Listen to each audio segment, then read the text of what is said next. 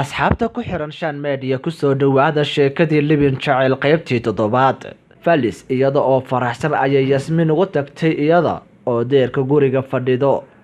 Yasmin markay aragtay sida ay Falis u faraxsan tahay markiiba waxa wanaagsan ayay isu sheegtay waxayna soo wada galeen guriga oo ay u sheegtay in ay wax walba ay hagaa ku dhamaadeen isla markaana uu mursal caab u imaan doono iyadana ay ballan la leedahay saaxiibkeed xaafada Fartuun.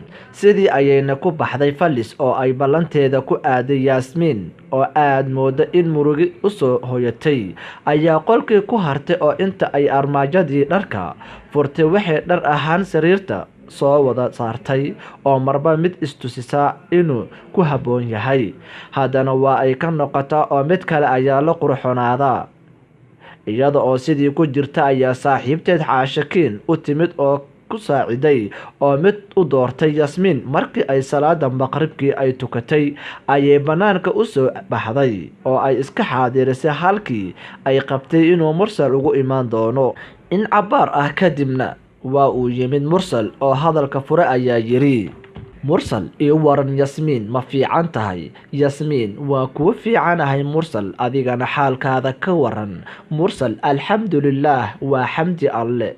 Falis meeday mise halkii ay tigi jirtay ayay qabatay. Yasmin haa caawa saaxiibkeed ayay la ballansaneyd. mursal gartay akhbaartaada maanta waa isoo gaartay runtii ma jirto sabab aan kugu naco waxaana aaminsanahay in aad tahay qof dhammaystiran oo nolol la wadaagi karo sidaa ayaana ku aqbalay. Yasmin waad mahadsantahay sida aad u aqbashay dareenkayga laakiin mid ogow mursal waxa ii tahay qof aan si kasta u cabiray oo aan garaystay in dareenka aan u hayo aan la wadaago adigana kuma qasbanin in aad si fudud igu aqbasho. diyaar ayaan kuu ahay in aad fursad qaadato oo naftaada siiso waqti ay igu aqbasho. mursal ma filaayo intaa loo baahan yahay qof nafta la siin kara waa tahay maxaa kale. Yasmin maya mursal waan ogahay in walaashay ay fudud tahay mana aqaan sida ay xaalkaygu kugu sheegtay qadarinta iyo xushmada aad u hayso darteesoo lagama yaabo in aad igu aqbashay marka aniga qof ay nolosha daacad ka tahay ayaan ahay waana sababta aan kuu leeyahay wax badan ka fikir oo si degdeg ah ha igu aqbalin oo ogow haddii ay naftaada i aqbalayso. mursal ma aqaan waxa aad muddada u dheereynayso si kastaba sida aad rabto ayaa uu xaalku ahaanayaa.